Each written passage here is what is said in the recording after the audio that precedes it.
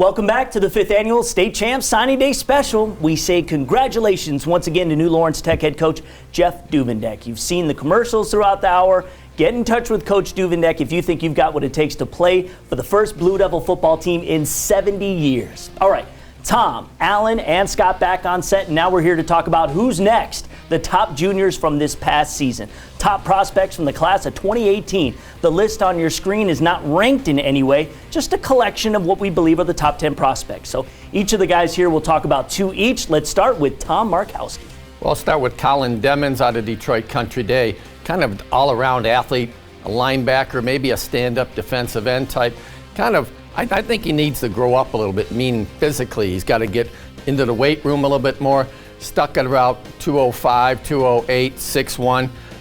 Not like his brother Kenny Demins. Kenny was more of a physical player. I think Colin's more of a finesse type player. He did a lot of different things at Country Day. Was a receiver at tight end. I think his upside is still to come. You never know. Junior to senior year, put on some weight.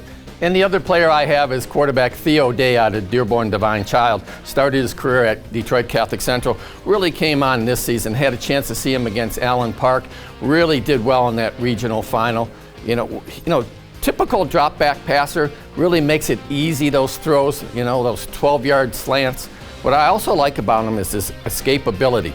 He gets rushed in the pocket, can scramble out of there. Sometimes he'll, run the quarterback draw. I think that part of his game is underrated. He's got good speed for a big kid. All right, let's go to Scott. Two guys you like off this list. Yeah, just like Tom, I go offense and defense. Let's start with offense. Jason Whitaker, my pick for the best quarterback in the incoming senior class. He's a pure drop back passer. He's committed to Northwestern from Rockford, and just that prototypical pocket presence, great touch, pinpoint accuracy. He's got that moxie. He's a gunslinger. I think Northwestern has just gotten a gem of a future quarterback in the Big Ten. Moving over to the defensive side of the ball, I love DeAndre Square, the safety at Detroit Cass Tech.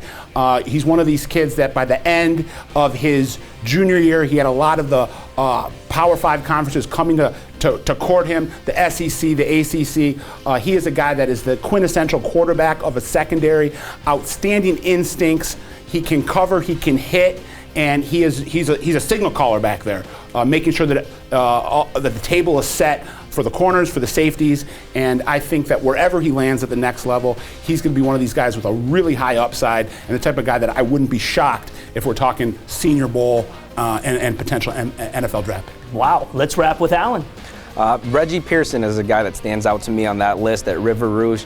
And he stands out to me because he's a kid who's about 5'10". He doesn't wow you physically with his height and length, but he does everything well on the field to make up for that. Very instinctive kid, great ball skills, will definitely come downhill and hit you.